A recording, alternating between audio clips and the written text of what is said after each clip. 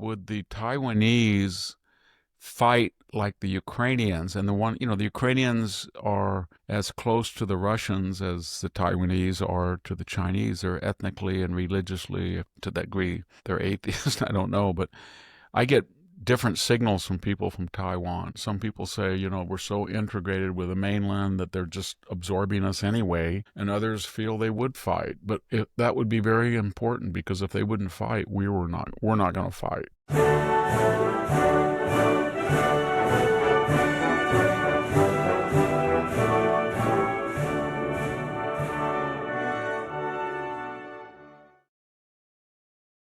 Hello, ladies. Hello, gentlemen. Welcome to the Victor Davis Hanson Show. Victor is the Martin and Ely Anderson Senior Fellow at the Hoover Institution and the Wayne and Marcia Buskey Distinguished Fellow in History at Hillsdale College. He's got a website, The Blade of Perseus. You'll find it at victorhanson.com. You should be subscribing, and I will tell you why later in this episode, why that should be the case. So many things to talk about, Victor. In this episode, we're recording on Saturday, the 31st. Yeah, it's going to be out on Thursday, May 5th. A little space between these dates. We'll tighten them up over the summer, folks. But I think we should begin We're today. going to have a little space because I got my surgery date for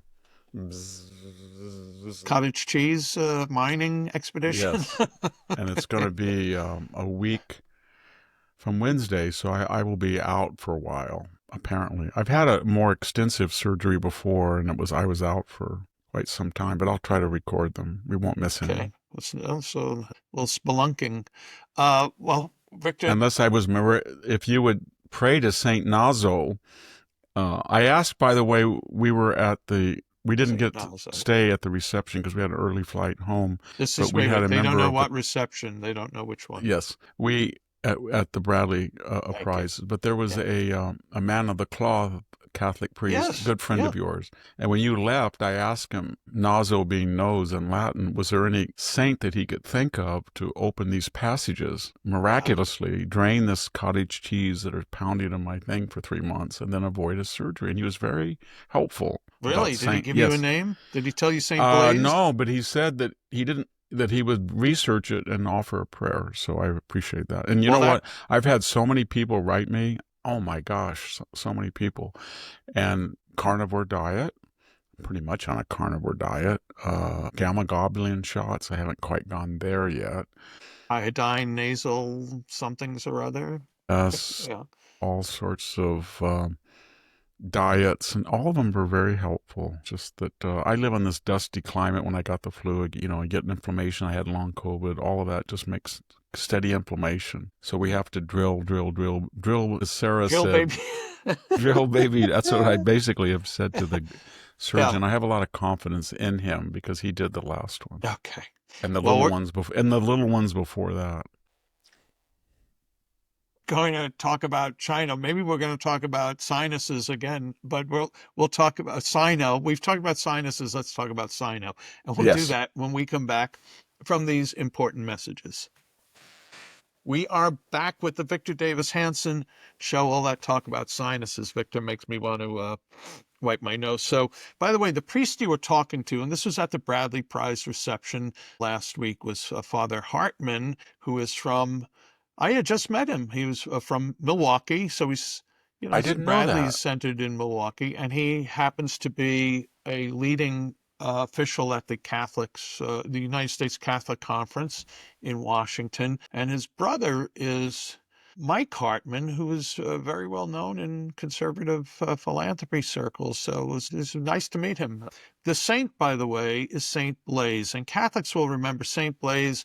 It's one of the few things, Victor, and we're boring maybe even enraging some of my Protestant brothers with this kind of saint talk, but there were some very demonstrable things Catholics did. And in early February, they would mark St. Blaise's Day. And St. Blaise supposedly saved some young kid's life by taking a fishbone out of their throat. So kids would go to a mass, everybody would, and you'd get your throats blessed by 2 candles. They would really? Like an X. Yeah. And in the old days, the candles used to be lit, but they stopped that because some of the girls' hair went on fire. But St. Blaise is the ear, nose, and throat saint. So St. and Saint Blaise was a martyr, All I also know early so church. far is that Saint Navage, Saint Doxycyllin, Saint Zepak, Saint Xylitol, Saint Iodine, Saint Colloidal Silver, Oh Saint my gosh, Probiotic God, have not worked. God, I'm But going to say you a prayer mentioned for Sino. Victor too. Sinus, Yeah, it's just the Latin word for cavity or bay. yeah. So you can see why they named sinus, but Sino, you made a good point about China, and I think that is from, and I'm just doing this, that's from the Greek word through Latin, Sinai in Greek, sigma, iota, nu, alpha, iota, I think. And it's a word that the Greeks, they had knowledge of China, and they called them the Sinai. But I don't know whether Hmm. that had anything to do with a bay. It was a big, but it does mean cavity in Latin and via Greek. But that idea of Sino relations or Right. Sino-American that comes from the Greek word for China. But I don't think it's Greek. Is what I'm getting at. I think they adapted it because it's not. It's not. I don't think it's an Indo-European word. I think it is Indo-European, but I don't think it's Hellenic branch of Well, Mount Indo-European. It's either Sinai what? must be a Hebrew word, Sinai, as Yeah, in but that's a Latin word from Sinai. it is. But I Okay. think that has to go with, and I'll check that out. All There is right. an Arab word for Oriental or Asian or beyond the Arab world. And I don't know if that is back to Sanskrit or not, but it's an Eastern word, and that's where the Greeks got that word Sinai, sinus, or for China. Well, now we're going to talk about China. Headline: Hegseth sounds alarm on China's quote unquote imminent Taiwan invasion. And this is from the Daily Mail from 2 days ago. U.S. Defense Secretary Pete Hegseth issued a chilling warning on the China threat during a defense summit in Singapore. He said on Saturday that the threat from China was potentially imminent as he pushed allies in the Indo-Pacific to spend more on their own defense. Hegseth, speaking for the first time at the Shangri-La Dialogue in Singapore, Asia's forum for defense leaders, militaries, and diplomats, underlined that the Indo-Pacific region was a priority for the Trump administration. The word imminent is pretty disturbing, Victor. Any thoughts Yeah, on I any of think the this? big problem there, Jack, is there's a twofold problem, and that is that Asia's a long way from Europe, so the Europeans will have no role, and they'll be busy with Russia and Ukraine. And then it's the question that we have been giving so many weapons to Ukraine, and we have given a lot to Israel. And do we have enough stockpile to stop them? And I mentioned Anduril, that company by I think his name's Palmer Luckey. He was the one that got in a tiff when he endorsed Trump over with Facebook, Mark Zuckerberg.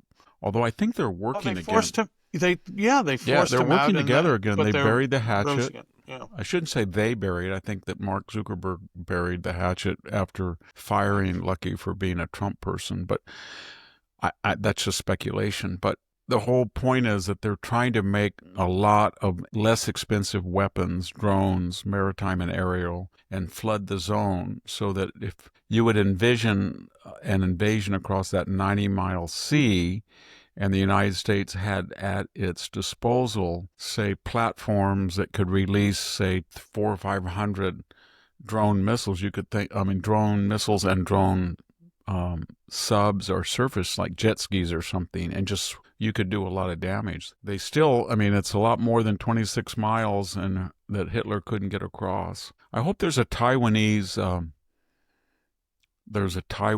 admiral somewhere when the prime minister calls him up and said, "Can China invade?" He will tell him as the first lord of their admiralty told the British when Napoleon, he said, "I don't know when or if or how he's going to invade, but I can only assure you he shall not come by sea." And that meant in those days there was no way he was going to make it. And because the British had naval superiority. So I don't know if we have the weaponry yet. And that's why I think Hegseth's worried and Jamie Dimon was worried. And then the other thing is, would the Taiwanese fight like the Ukrainians? And the Ukrainians are as close to the Russians as the Taiwanese are to the Chinese. They're ethnically and religiously, to that degree, they're atheists. I don't know, but I get different signals from people from Taiwan. Some people say, we're so integrated with the mainland that they're just absorbing us anyway, and others feel they would fight. But that would be very important, because if they wouldn't fight, we're not going to fight. Victor, you mentioned Jamie Dimon. We were talking on the last episode about the same idea of produce much more weaponry. And I did want to make a movie reference, and I forgot. I'll say it now. Folks who don't have an idea of what was once the might of America to create weaponry should look at the movie The Best Years of Our Lives. And there's a famous scene there of Dana Andrews walking through the airfield of the abandoned airplanes. But actually they had a flyover scene also, and that was one of the smaller places in America post-war where they had thousands of I think we made over 20,000 four-engine bombers, B-17, 24, and 29s, 5,000, I think, B-29s. And just amazing what we did. They created the B-29 basically in 3 years. Most sophisticated plane. I think it had 25,000 individual parts. And I don't know, when you look at the news, you don't know if we have it in us like that generation did. And what's even stranger is that the more that you have doubt that we have it in us, the more that the young generations fault that generation. And that's very strange, because they are here because of that other generation that fought in World War II, and yet they criticize them as racist, sexist, and they couldn't match them in 1 second, what those guys did. Whether it was women in the factories working 20 hours a day, or guys that were not just minding their own business. They had no desire to go to Europe or Japanese, and then these dictators called them over there, and they just uprooted and went over there and fought main killers. Everybody forgets that about World War II. The Japanese have been fighting since 1933, and the Germans had been fighting since 36 and 7. So the time we joined them, they were trained killers, and yet they did very well. Well, let's stay on China, Victor. Donald Trump on Truth Social issued do they call it a truth as opposed to a tweet? Is it called as opposed to they call? 2 weeks ago, China was in grave economic danger. The very high tariffs I set made it virtually impossible for China to trade into the United States marketplace, which is by far #1 in the world. Went, in effect, cold turkey with China, and it was devastating for them. Many factories closed, and there was, to put it mildly, civil unrest. I saw what was happening and didn't like it for them, for us. I made a fast deal with China in order to save them from what I thought was going to be a very bad situation, and I didn't want to see that happen. Because of this deal, everything quickly stabilized and China got back to business as usual. Everybody was happy, exclamation point. That is the good news. The bad news is that China, perhaps not surprisingly to some, has totally violated its agreement with us. So much for being Mr. Nice Guy. I don't know. Should anyone have been surprised by what China did, let alone Well, I Donald think there's Trump? 2 things going on. Number one is they're counting on district judges to take away that blanket tariff. I don't quite understand, because there's a procedure that Trump can do the way Obama, George W. Bush, Biden, and other presidents did on tariffs, but just not blanket tariffs if he gets ruled against that at the Supreme Court. But I think he could just individually just say this is just for this particular country, then go through a procedure that would take a little bit longer but wouldn't have to go to Congress. That's one of the things China is counting on, that Trump's domestic opponents and the judiciary will hamstring him. And number 2 goes back to an earlier point we made on the earlier broadcast, that everything is connected. So why did Putin choose to go on February 22nd to 24th into Kiev 2022? I think it was because Joe Biden was cognitively inclined, that he had told Putin, if you're going to do cyber attacks, knock off hospitals. He'd seen Blinken and Sullivan humiliated at the Chinese Anchorage summit, mini summit. He had seen Biden say, when told they were massing on the borders of Belarus, he said his reaction would depend on whether it was a minor invasion. And then most importantly, of course, was the disaster in Afghanistan in August. And he completely shredded any semblance of deterrence. And so Trump inherited a country without deterrence, and then he was verbally relying on the fumes of his unpredictable first administration, where, as we said earlier, he got, Baghdadi, ISIS, Soleimani, Wagner Group, they all fell to Trump's wrath. When he threatens the Houthis and he threatens Iran and he threatens Putin, then you've got to be, at some point, somebody's going to call our bluff, and then that'll be interesting to see whether the greater supporters are the Jacksonians or they're the neo-isolationists. But you have to be credible with your word. You should speak very quietly and carry a club and not loud and twig. Biden was loud. Trump made a really good point about negotiation with people like Putin. They said, why were you so friendly and why don't you attack him as a killer?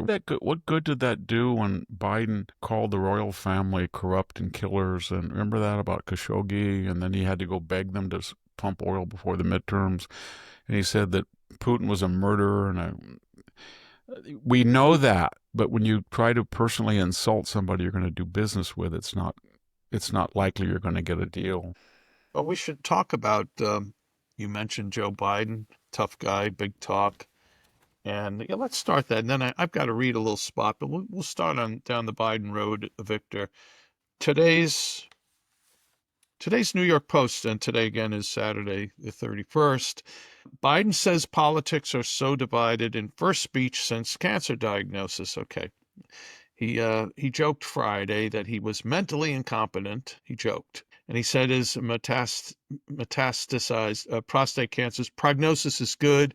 In his first public appearance since the diagnosis became public, you can see that I'm mentally incompetent and I can't walk. Yes, and I can beat the hell out of both of them. Biden. He always says that, doesn't he? When he said beat the hell out, was he talking about the authors? Yeah, Jake Tapper and Alex Thompson. That's what he was talking about. I don't think he could, do you? No, I don't. But should we recite by memory his threats? He said to Donald Trump on 2 occasions he was going to take him outside the gym and beat him up. He told my favorite is a corn pop, where he said, I went down in the basement and I told him to measure me some chain. I got about 6 feet of chain. I went back up there and I stared down corn pop and said, you want to have a chain? And corn pop, he backed down. That was that one. And then there was the one where I went into that counter and that guy had been making fun of my sister. So I just took his head and I just slammed it on that counter 2 or 3 times. Remember that? Yes. And he always talks he reminds me, did you remember in high school, there was always someone, I went to a pretty rough high school, but there was always somebody who was a really loudmouth, and he was always threatening everybody. I mean, and then every once in a while, periodically, there would be a kind of a Charles Bronson character from Once Upon a Time in the West. He didn't have a harmonica, but he would just look at him. And then the guy did it one time too many, and he would go there and just beat the holy blank out of him. Those are the favorite. I think that happened to Biden. Trump said something that was very profound when we were driving yesterday home from SFO, and Trump, they just, out of the blue, just a stream of consciousness. He said, Biden's not a bad guy. I don't think he did the border. He's not that bad. But, he's not smart. Then he started thinking about it. And he's mean. Everybody thinks he's not nice. He's a mean guy. He's vindictive. And he's absolutely right about that. He's one of when he got caught with plagiarism, you remember he said, what did you get on?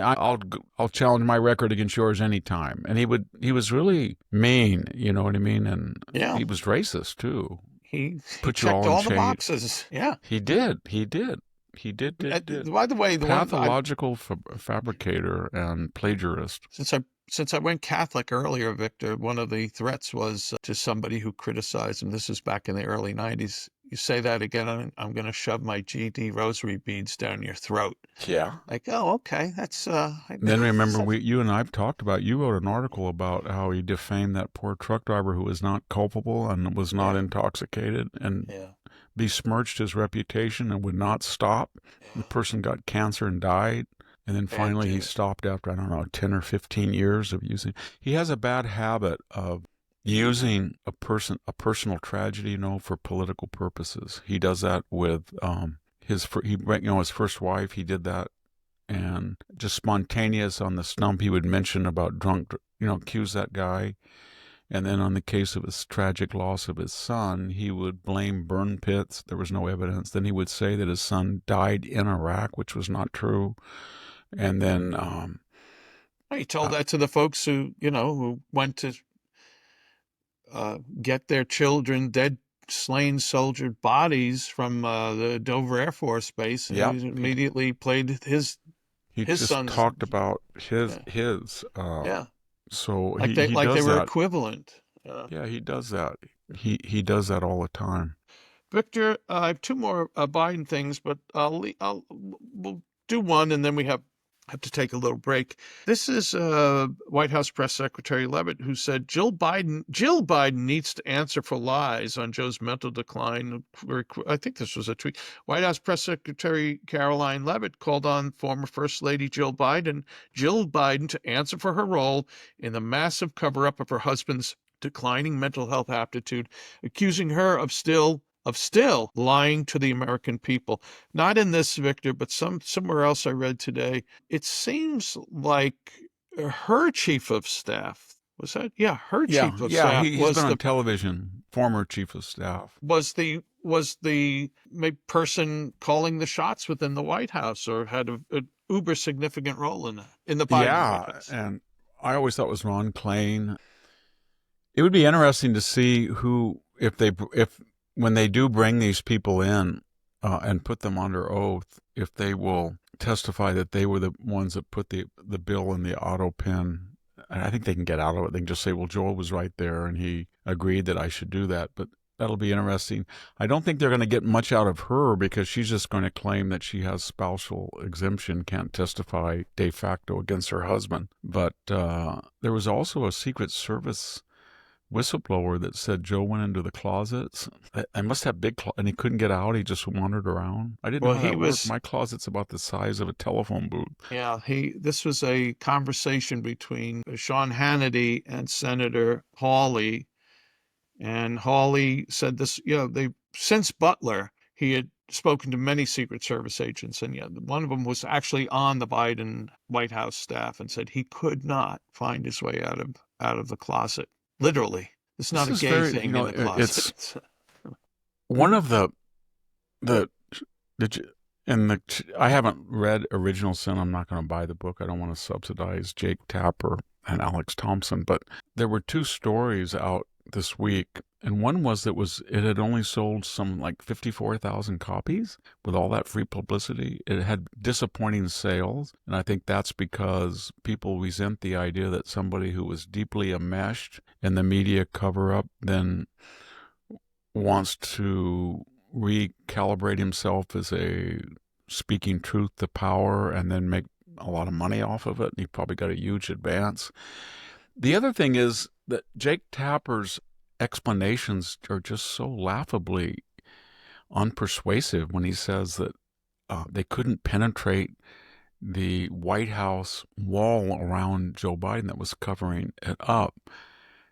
No, you were part of that wall, and we know that's true because when Donald Trump was president, your station and others like MSNBC, you guys all ran with the story that Donald Trump was mentally challenged. There was there was no conspiracy. There was no evidence that he was, except he went to, I think it was the Air Force a graduation or something. It was raining and he was on a ramp and he took Joe Biden's steps one time downhill and they said, see, he's got Parkinson's or he's got something wrong with him. The other time, anyway, such was the lies about Trump that, remember, acting FBI director and acting Attorney General Rod Rosenstein and Andrew McCabe discussed while under oath that Rosenstein had volunteered to wear a wire and entrap Donald Trump to prove that he should be subject to removal under the 25th Amendment because he was mentally. And then I think it was Schumer or was it Elizabeth Warren? But they got this discredited psychoanalyst psychologist or psychiatrist from Yale, Dr. Bandy Lee, and they brought her in front of the Congress, and she testified without ever diagnosing Donald Trump that he was mentally challenged, should have an intervention. Then she edited a book. My point is that all of that stuff was media generated, and they ran with it. And when they had denials from the Trump people and the Trump doctor, they ignored them. And then Donald Trump volunteered and took the Montreal Cognitive Assessment, and it was clear that he got a perfect score. So if they want to pit, they can believe what they want, but if they were so eager to lie and create a false narrative that really took off and really hurt Donald Trump, that he was mentally incompetent on no evidence, when you had all of this evidence and they kept quiet. In other words, they were trigger happy about the mental state of a president under Trump, but they were unarmed when Biden. So it's just patently unpersuasive, and they know what they did. They know what they do. Yeah. Our lying eyes, Victor, as we take a phrase like the cheap fakes, and it's almost like a memo goes out in the morning from the DNC, and all of a sudden that day, everywhere they're on whatever DNC comes out. MSNBC or CNN Remember show. Ramaphosa? Remember Ramaphosa came to the White House? Ambush. Yeah. Ambush. Ramaphosa was ambushed. He was ambushed. And that was all from the DNC. And by the way, everything that Trump said about that guy turned out to be post facto true, that he told Elon, we want you to give us free internet, and you have to have a black South African own a 30-year company. And then he backed off after Trump, and then he was back to it again. And then the other thing about kill the boar, he said that they don't do that or something. And then afterwards he said like basically 2 days it's later. not. Trump had his number. By the way, everybody, remember we mentioned he requested that interview. Ramaphosa. He was getting zero tariffs, free trade from us. He was getting $500 million of U.S. aid. He knew that they killed somewhere between 1,500 and 3,500, depending on how you define the mechanisms, and raped and killed and assaulted white farmers on the basis of their race. He knew all that. And he was a crook himself. He's probably a billionaire. So when he requested that meeting, he wasn't ambushed. I went back and looked at the media, and all the media account was Ramaphosa ready to show Trump evidence. Ramaphosa ready to contradict Trump. It wasn't an ambush. He wanted that. He said, Trump probably thinks this, and I want free trade with the United States, and I want all of the South Africans who are black to come to the United States on visas, and I don't want one white South African coming to the United States because they're cowards. Remember that? Cowards, he called them. You're supposed to play the odds and stay there. The odds are that we won't kill you because of your race, and you're a coward when you don't want to play those good odds. That's what he was saying. Where's that highway with all the crosses on it?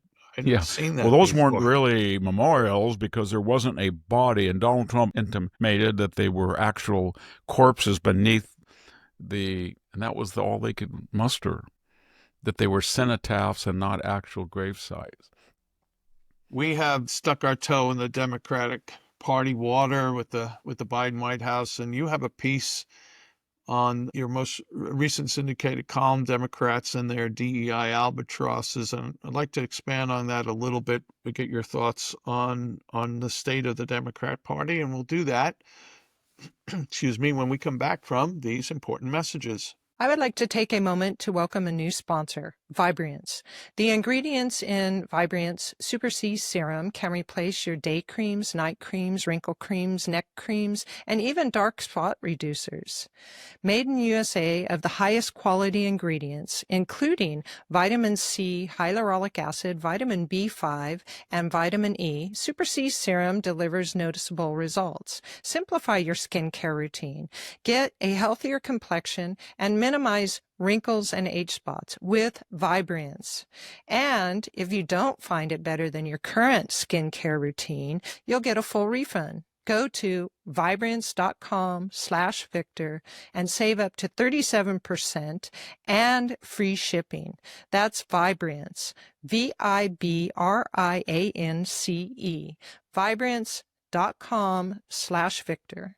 I used it for the first time the other day, and it made my skin immediately feel softer and moister. What a difference. We're back with the Victor Davis Hanson Show. At the outset, Victor, while we weren't talking about saints, real and fake, I did mention the Blade of Perseus. That's your official website. VictorHanson.com is the web address. If you're a fan of Victor, you can go there and sign up free for the weekly newsletter that's put out.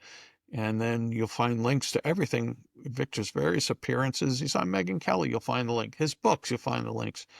His American Greatness essays, syndicated columns, archives of these podcasts, galore. They're all there. Then you'll find Ultra articles, little black box, Ultra. Twice a week, Victor writes an exclusive piece for the Blade of Perseus, and once a week does an exclusive video. $6.50 a month. Stick your toe in the water. Check it out. And if you like it, get a discount for the full year. We do. $65. I did 3 essays, Tuesdays, Wednesdays, and Fridays for about 5 years. Then we decided to have a video. So now I do Tuesdays, Wednesday, 700 words only for Ultra members. Then we have a video only for Ultra. But we've never missed one. Sometimes the person who was supposed to post them has been out of town, so it might have been delayed that day, but I don't think I've ever missed one. So if you do sign up, and I hope you do, you will not see the site blank, and I'm not going to take a vacation. There'll be 5 new pieces on that website. There'll be 2 syndicated columns on Monday and Thursday, and then there'll be 2 Ultra pieces on Tuesday and Wednesday, and then there'll be a video on Friday. And the links to the 4 podcasts you do every week. And there'll be links to our 4 podcasts, and there'll be links to my American Signal 5-minute videos that can go on X. I think I'm doing 10 videos a week, 5 for the Daily Signal, just short ones, and then we do 4, and then I do one for the website. Yeah. Victor, you're overexposed. Overexposed. Hey, yeah, it's a cheap fake. Well, one of the things you wrote that people can find on the website is that piece, Democrats and Their DEI Albatrosses. You wrote, the left created DEI, the use of race to adjudicate every political issue. And like any addictive, toxic drug, they now can neither survive with DEI nor without it. Victor, this is your piece, say whatever you want, but we're on the cusp of, actually we're in June as this is being broadcast. So we are half a year out already half a year plus from, actually it may be the half a year date of the presidential election, disastrous day for the Democrat Party. And the party has no leader. They have a message still, as you point out in this article, more of the same DEI, but I don't, how do they, this is a tailspin. How do they get out? Not that you should give them any advice. No, they're like an addict, and an addict has to have a fix, and yet the addict's fix will kill them. So everything is in DEI, so they can't do anything. So if you want to reform the schools of the inner city and help, say, African-American children with vouchers or school choice or charter schools or private academies, you're going to deal with a teachers union and who hire DEI, and then they're going to call you a racist, that you're not fair because you want to worry about the children rather than about incompetent faculty. If you want to talk about the border, they're going to say you let in 48 white people, and that's not fair. 12 million people from all over the world except Europe and 48 South Africans. So that'll be racist. Defund the police, that was considered the police were racist. Roland Fryer blew up that and probably got Claudine Gay to try to fire him because of that. And then energy, that's become a DEI issue. That was way an old DEI. I think it was in Mexifornia 20 years ago. I talked about a person who said that the air 5 miles from where I live was more polluted because it was more of a Mexican-American community than my community. So DEI permeates everything, and it's paralysis. It paralyzes the democratic people. They can't, the operatives, the activists, the politicians, the officers, they can't make a statement because it will be seen only through the prism of race or sexual orientation. They can't just say there might be a possible sort of kind of danger about castration and chemical castration and breast removal for children in 13 or 14. So we're going to look at this. No, that's transphobia. Transphobia. And so every issue, they've redefined it as a DEI issue. And now without official DEI, they don't have their lodestar to guide them. But they've done a lot of damage. They've driven so many people out of the party. These rallies that AOC and Bernie Sanders had, which were subject of great contrived joy for Democrats for a bit there. And then the contrivance, AOC might be a viable presidential candidate. She's not going to win, I can tell you that. Kamala Harris is not going to win because there's too many people that know that right now, if they were in power, there would be 10,000 people coming every day. And there would be a lot of criminals every day. And they know that they would be on the side of Hamas or the Houthis, or they would do what Biden did and say the Houthis aren't really terrorists. I removed that terrorist designation. Or they would be talking in more generous terms about the Iranians, or they would be sending a blank check to Ukraine with no strategy how to end the war. And anybody who suggested that it was a Stalingrad, they would say is an appeaser. They don't. That's what they would be doing. Everybody knows it and they don't want it. So they only have one thing, and that is change the demography of the country, and they tried that. And that's kind of boomeranging because the new demography doesn't like them any more than the old demography. Or it's Donald Trump on Monday through Friday, 7 days a week, 360 degrees, 24/7.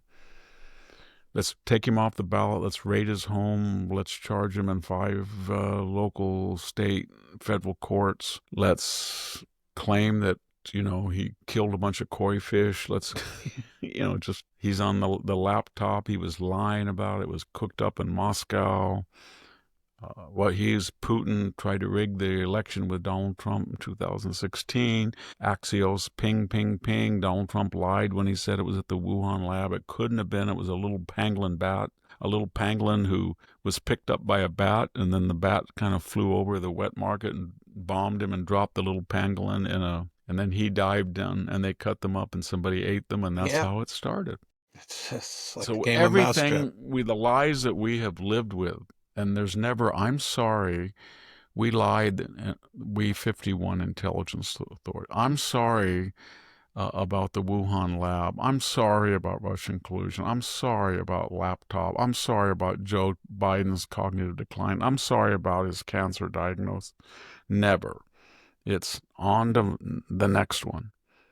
Eyes are always accompanied by performance art, Victor. And we've talked many times, most recent podcast, of course, the performance art on campuses, which was actually violence and beating up Jews and tormenting Jews and providing aid and comfort to terrorists. Another version of performance art, and you mentioned Elon Musk before with South Africa, has been the destruction of Tesla's vehicles. And there was an article out the other day. It said, I don't know where it got this from. It said, in a recent study from Guardian Services, researchers surveyed 508 Tesla owners in the United States. This was done to explore how vandalism, insurance hikes, and other public perception are reshaping the EV ownership experience, as 44% of Tesla owners reported they have received intentional damage to their vehicle.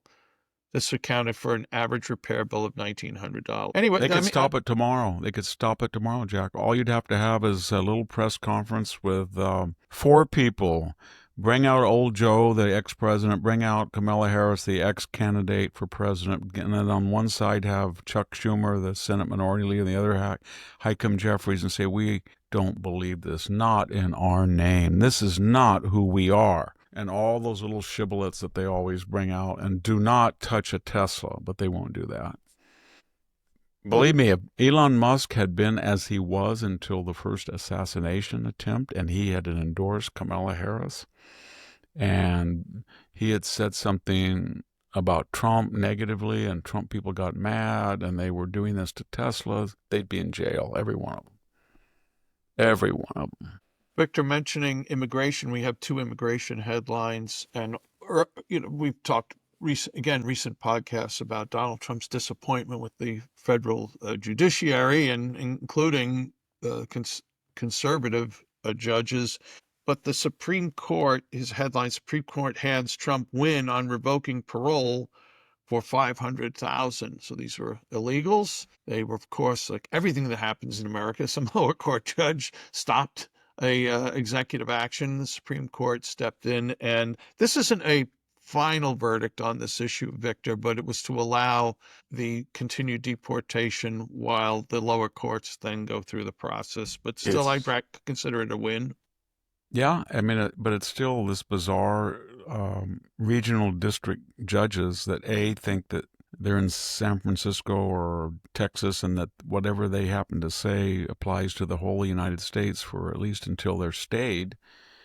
And they have the right to do that, I suppose, to make a national law by fiat, even though they weren't elected. And they're the lowest of the three rungs of the federal court system, not to mention the state and local court system. It's not gonna continue forever, because if it is, you wouldn't have the United States. It's not sustainable.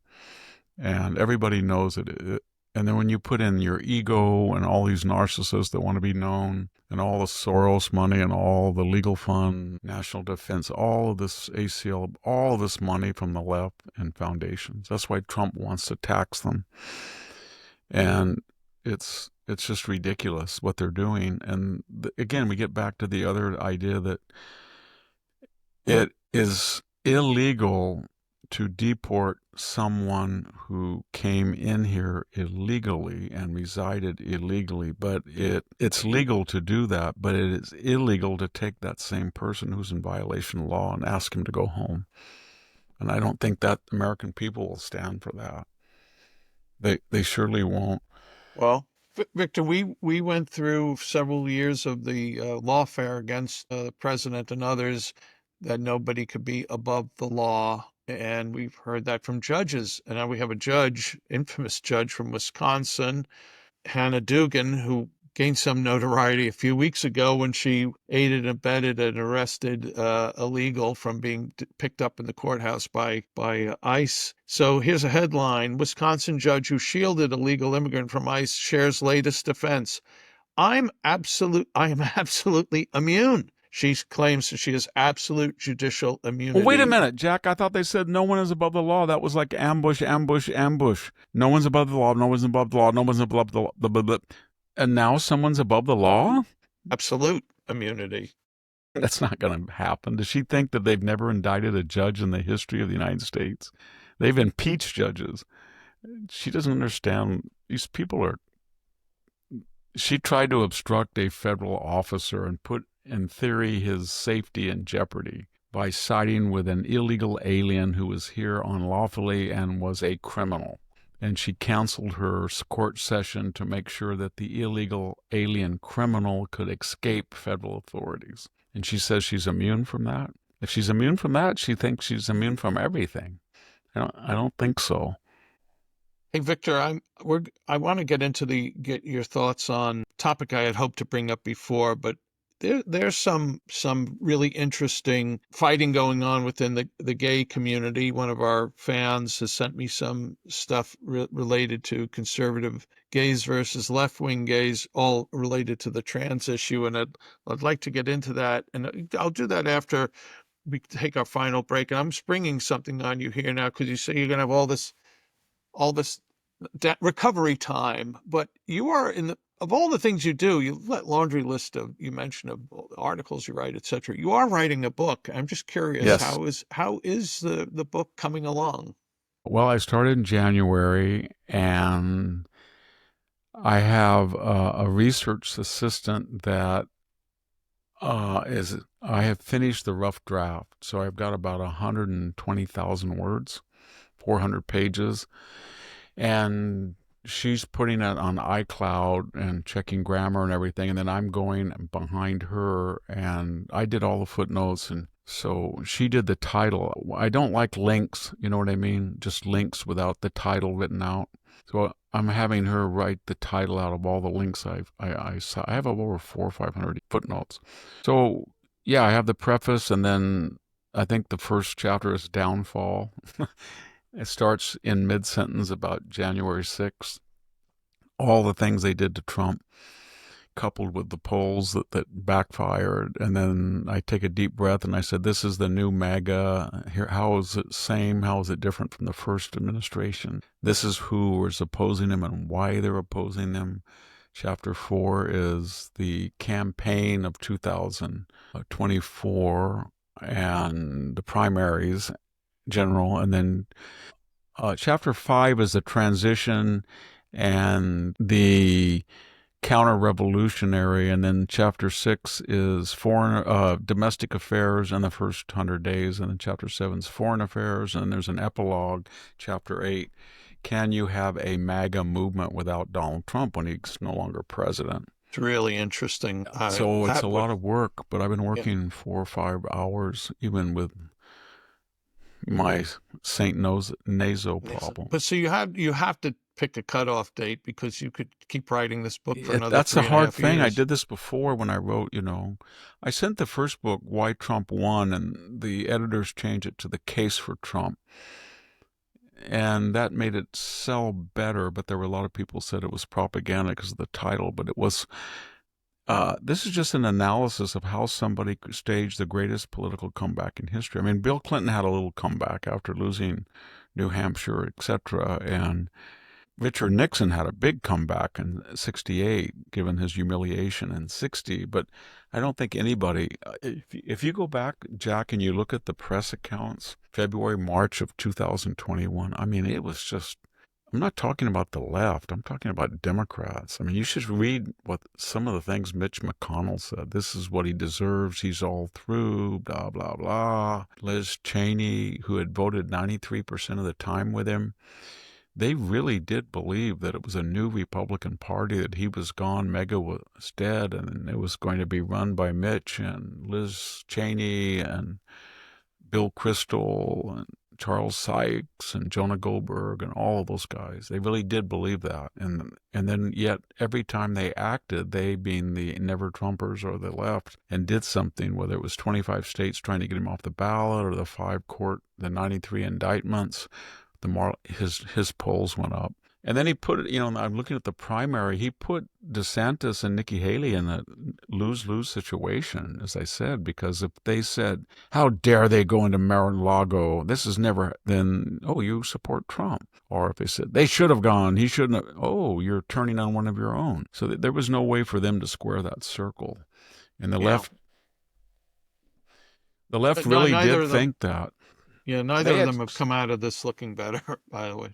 Yeah, I mean, the left had convinced themselves, if you say Donald Trump's a racist, Donald Trump's a racist, Donald Trump's a racist, Donald Trump's a racist. We have 10,000 today, 10,000 new people from Mexico, 10,000 from Latin America. If he's a racist and we're letting in 10,000 people a year, then we're going to win all the Hispanic vote. And you wanted to say, but you're obnoxious and you're flooding poor communities with illegals that don't speak English. They have no money.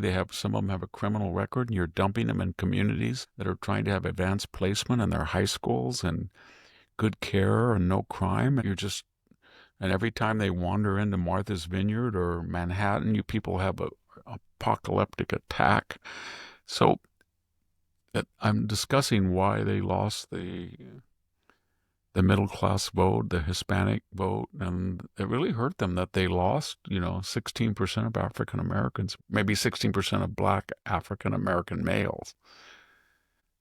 What's the working title, Victor? Is there one? Yes, it is The Return of Trump and His MAGA Counter-Revolution. And expected publication date? It's due, my goal is, the due date I think is September 1st, so...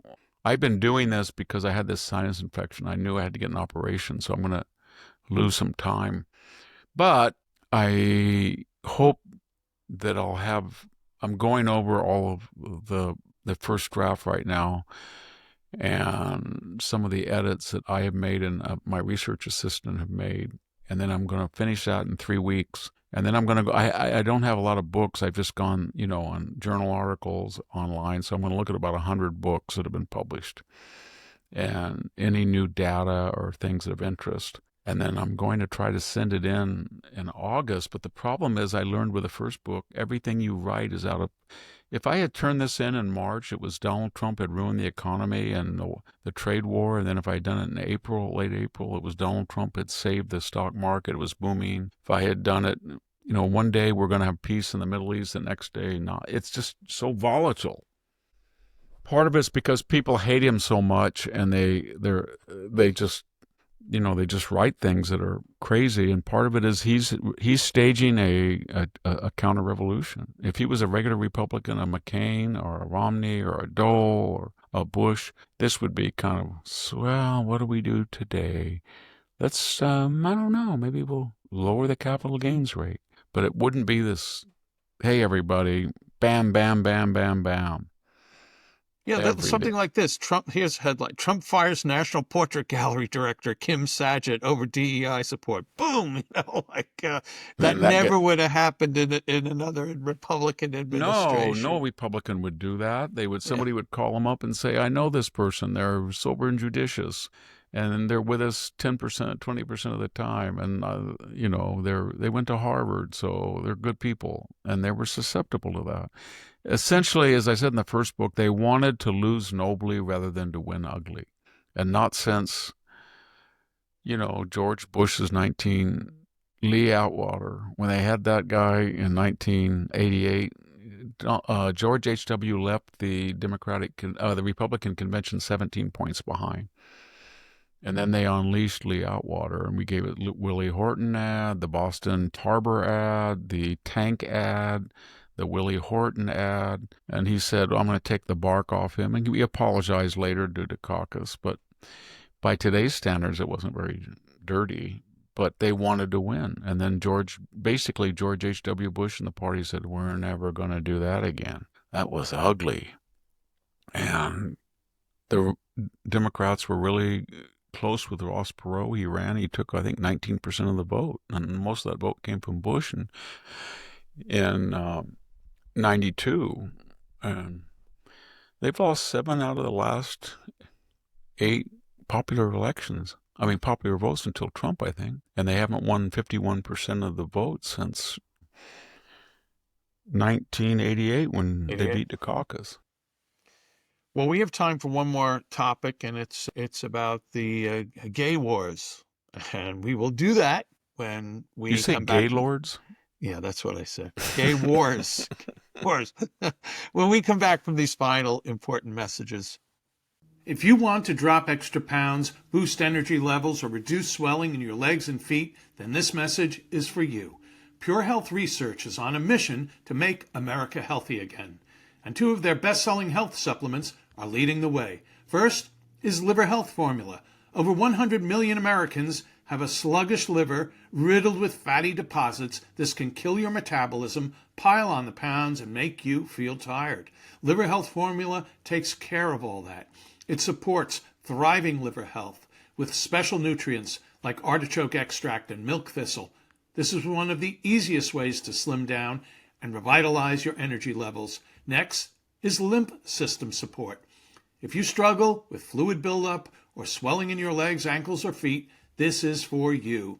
This natural ingredient in lymph system support helps gently flush extra fluid and toxins out of your body. And right now, for a limited time, you can get 35% off Liver Health Formula and lymph system support, along with all 50-plus health supplements Pure Health Research has to offer.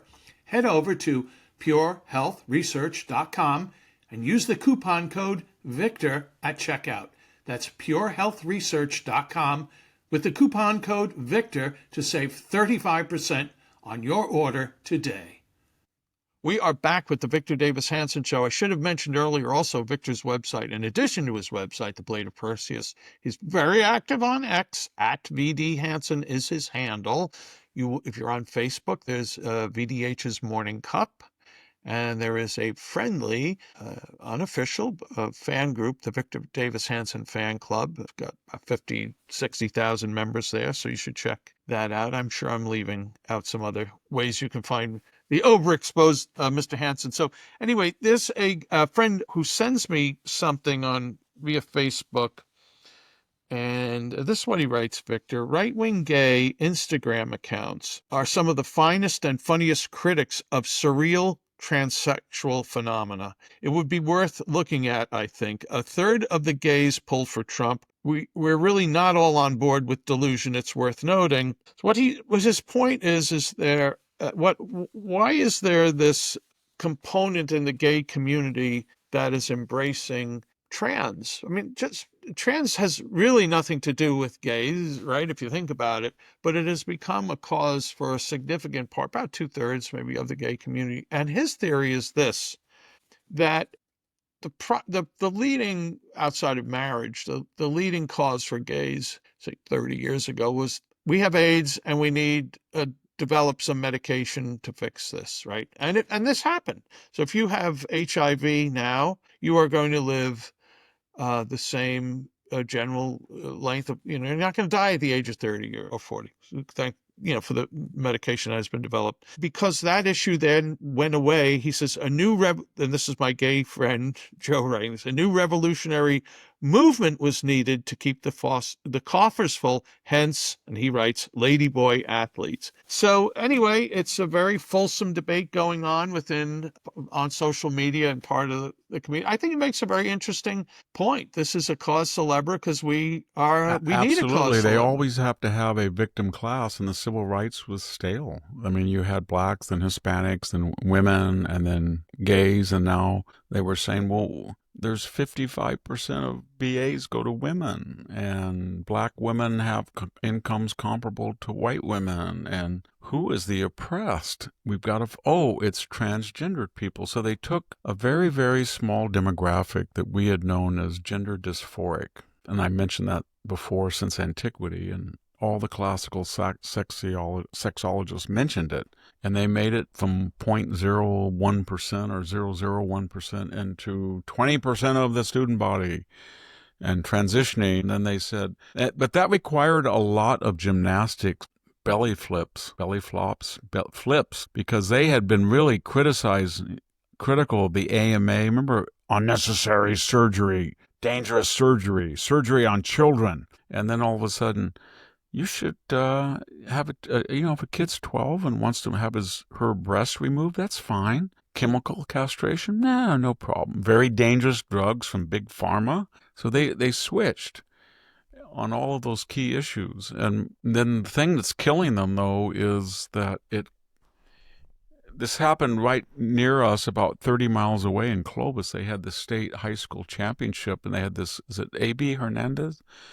They had a pretty identifiable biological male that swept all the events in the track and field. And her mother was been very vocal about that he was a victim, but they essentially destroyed women's sports, because it's not that there were a lot of transgendered biological males and women's, but they all had a rendezvous with one if they got to the high level of competition, because males had such an muscular skeletal advantage.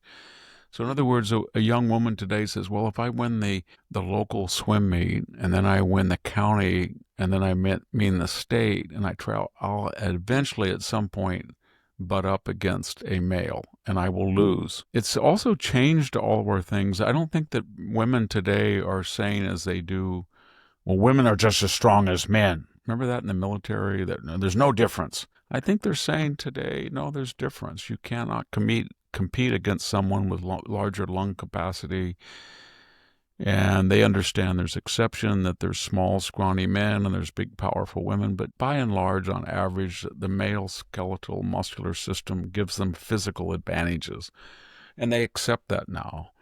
And they also accept that they are lying, that a transgendered person is no different than the person who was born innately into that gender or sex, because there's no one. There is no women who are transitioning to males who are winning any male events. Sorry, it's not happening. And you should ask yourself why, you who say that men who dominate women's sports are just good athletes and there's no difference between them and So everything, there's holes in all of their arguments they don't talk about. And another thing that's very controversial is that each of these prior civil rights movements had gestation periods where people were polite and worked to the system until the radical fringe. So there was a suffragette movement. Women, didn't want to be treated as just sex objects. They had all of these convincing arguments before they went into really crazy radical feminism. And then you had the gay movement where people didn't want to be harassed. They didn't until you got to the Sisters of Perpetual Grievance or whatever they are.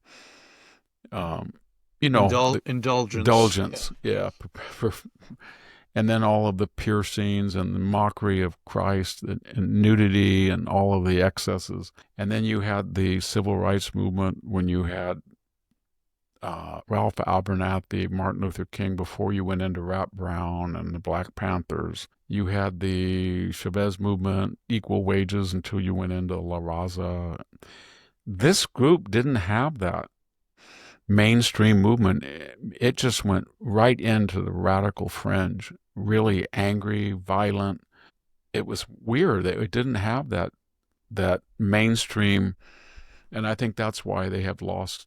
Yeah. They've lost the American people. That's an issue that Donald Trump was right when he said it's a 70, 30, 80, 20 issue. Yeah. Well, they'll have to correct. I hope the Democratic Party I don't hope that they understand it. I think that if they don't understand it, and they don't seem to, they think the medicine's worse than the disease. They would rather lose an election than have the trans group mad at them. I mean, after November, we saw how within their own party leadership elections, how weird they were.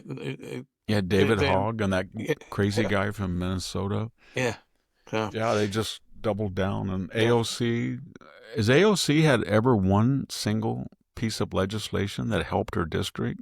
No. Or maybe she's never had a piece of her own written legislation. Well, the big complaint is she's never in her district. And of course, her district would have benefited in part by now had she not prevented Amazon from being there. Yeah, significant.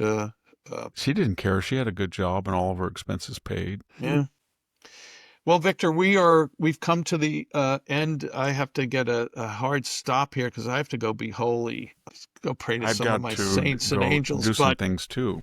Well, let me end up as we typically do. We read a couple of comments from. So many comments have come from YouTube, Rumble, Apple, Victor's website. We thank those who take the time to write them, and I try to read them as many as I can. Here are two.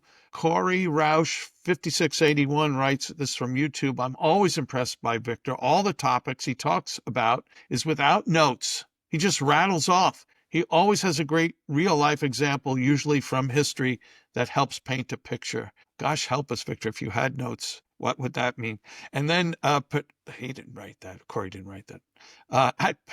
Patricia Horlick 6450 writes, the way you two, I think it's talking about you and Sammy, the way you two bring the current news and history is so interesting, so easy to hear without making my heart race while telling the truth. Thank you for not being involved in the drama. Amen. I want to thank folks that sign up for Civil Thoughts. That's the free weekly email newsletter I write for the Center for Civil Society. I think you're going to like it. I know you're going to like it. Go to civilthoughts.com, sign up, and every Friday you'll get my email, which is 14 recommended readings, great articles I've come across the previous week. Don't forget Victor Hanson's website.